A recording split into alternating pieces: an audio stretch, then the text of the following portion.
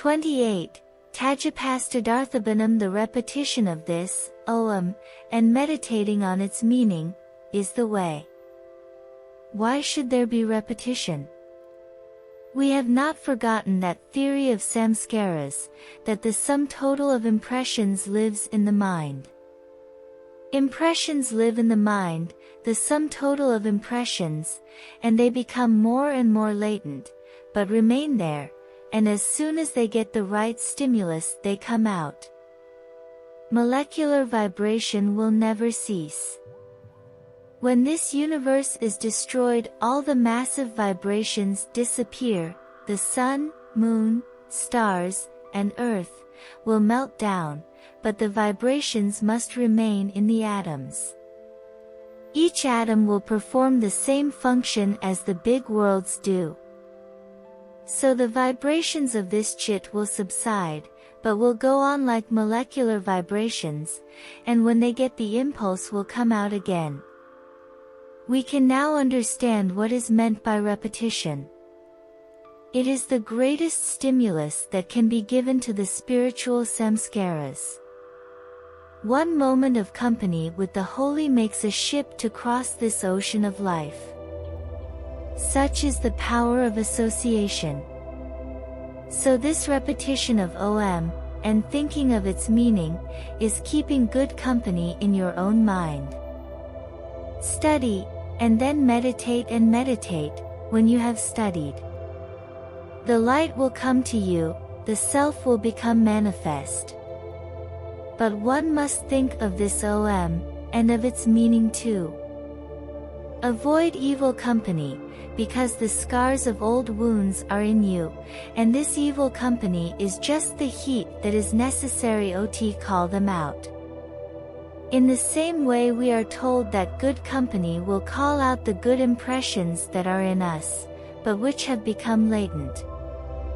There is nothing holier in this world than to keep good company, because the good impressions will have this same tendency to come to the surface. Patanjali Yoga Sutras 35. 29. Tata pratyakshitanadhigamapyantaraya pavash.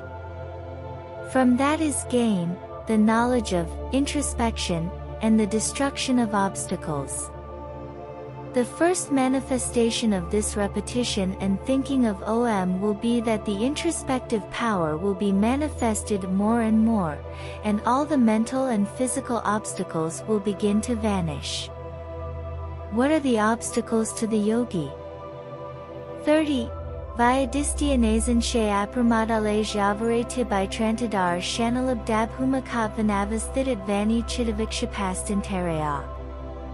Disease, mental laziness, doubt, calmness, cessation, false perception, non-attaining concentration, and falling away from the state when obtained, are the obstructing distractions.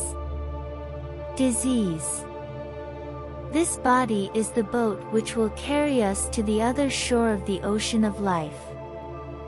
It must be taken care of. Unhealthy persons cannot be yogis.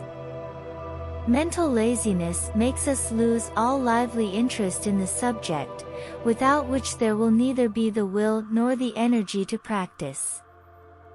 Doubts will arise in the mind about the truth of the science, however strong one's intellectual conviction may be, until certain peculiar psychic experiences come, as hearing or seeing, at a distance, etc.